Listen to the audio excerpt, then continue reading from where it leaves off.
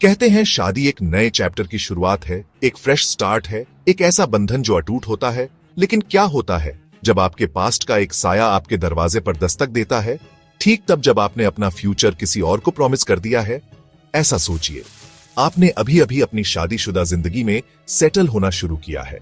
शादी का शोरगुल खत्म हो चुका है, रस्में पूरी हो चुकी है और आप किसी के लाइफ पार्टनर होने का तरीका सीख रहे हैं। तभी अचानक आपका फोन बजता है और यह आपके एक्स का मैसेज है।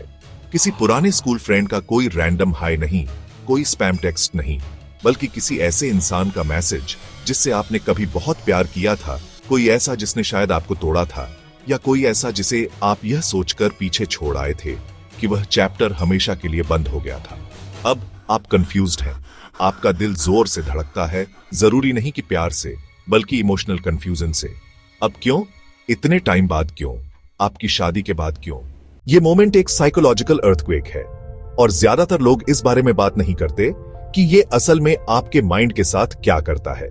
सच ये है कि जब एक एक्स शादी के बाद फिर से आता है तो ऐसा हमेशा इसलिए नहीं होता क्योंकि वे आपको वापस चाहते हैं। कभी कभी ये गिल्ट होता है, कभी कभी अफसोस होता है, कभी कभी क्यूरियोसिटी होती है और अक्सर ये उनका अनरिजॉल्व ट्रॉमा होता है जो लैंड करने के लिए एक जानी पहचानी जगह ढूंढ रहा होता है। लेकिन आपका क्या? आप अब सिर्फ किसी के एक्स नहीं हैं, आप किसी के हस्बैंड हैं, किसी की वाइफ हैं।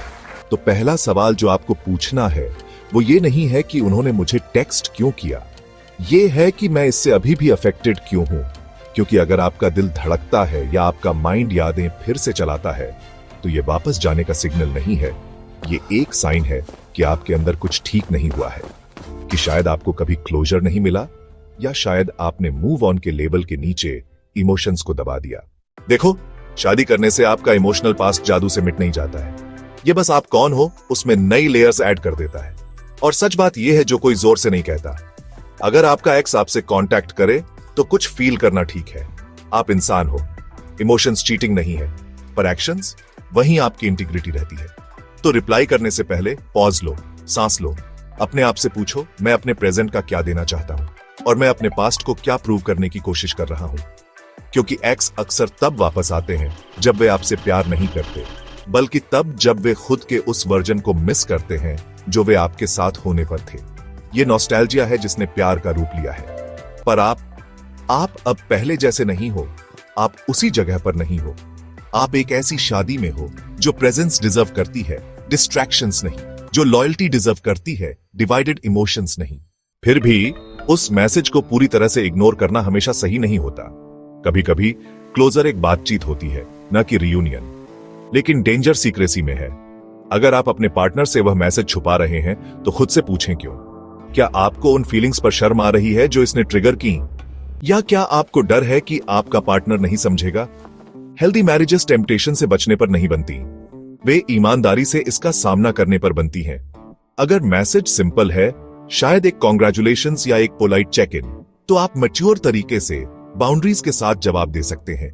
लेकिन अगर यह इमोशनल, मैनिपुलेटिव या फ्लर्टिश है तो आपको याद रखना चाहिए, कोई ऐसा जिसने आपसे सच में प्यार किया होता वह कभी आपकी शांति भंग नहीं करेगा जब आपने किसी और को चुन लिया है। उनकी टाइमिंग सब कुछ बताती है। सच्चा प्यार आपकी कमिटमेंट को टेस्ट नहीं करता, यह आपके चॉइसेस का सम्मान करता है। अब चलो कहानी को पलटते हैं। क्या होगा अगर आपके मन में अभी भी अनसुलझे फीलिंग्स हैं? क्या होगा अगर आपका एक पार्ट अंदर से अभी भी सोचता है क्या होता अगर? तो यह आपके एक्स के बारे में नहीं है, यह आपके बारे में है कि आपको किसी और को हमेशा के लिए प्रॉमिस करने से पहले इमोशनल क्लैरिटी चाहिए। क्योंकि सबसे बुरी धोखेबाजी अपने पार्टनर को चीट करना नहीं है, यह खुद से झूठ बोलना है। यह पल जितना दर्दनाक है आपकी टेस्ट है। क्या आप इस शादी में इसलिए हैं क्योंकि आप हील हो चुके हैं और प्यार चुना है, या आप अकेलेपन से भाग रहे हैं, शादी को इमोशनल एम्बिग्विटी से बचने के लिए इस्तेमाल कर रहे हैं? और अगर आप वो पार्टनर हैं जिसके स्पाउस को उनके एक्स से मैसेज आया है तो यह मैसेज आपके लिए भी है। कंक्लूजन पर मत पहुंचो। इनसिक्योरिटी को वो चीज बर्बाद मत करने दो जिसे एक सिंगल ईमानदार बातचीत से हैंडल किया जा सकता है।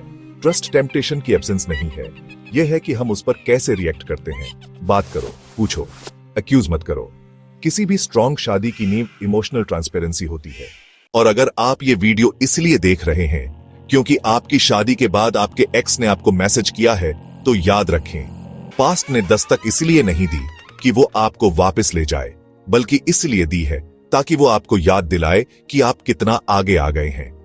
आपकी कोई ऑब्लिगेशन नहीं है रिप्लाई करने की, आपकी कोई ऑब्लिगेशन नहीं है फील करने की। आपकी ऑब्लिगेशन सिर्फ उन वादों को पूरा करने की है जो आपने किए थे और उस हीलिंग को ऑनर करने की है जो आपने कमाई है। ग्रोथ हमेशा नई शुरुआत से नहीं आती, कभी कभी ये पुराने दरवाजों को ग्रेसफुली बंद करने से आती है, बिना उन्हें फिर से खोलने की जरूरत के। और अगर इस मोमेंट ने आपके अंदर इमोशनल कैओस पैदा किया है, तो इसे एक साइन मानिए कि अभी भी हीलिंग बाकी है, कि आप पीस डिजर्व करते हैं, न कि इमोशनल टग ऑफ वॉर, कि आपकी मैरिज आपका पूरा अटेंशन डिजर्व करती है, न कि एक डिवाइडेड हार्ट। और सबसे इंपॉर्टेंट बात कि आपको उन लोगों से आगे बढ़ने की इजाजत है जो कभी आपके लिए सब कुछ थे, क्योंकि कभी कभी एक एक्स को सबसे अच्छा रिप्लाई साइलेंस होता है। कड़वाहट से नहीं, बल्कि रिस्पेक्ट से, अपने लिए, अपने पार्टनर के लिए और उस इंसान के लिए जो आप बनने के लिए लड़े हैं।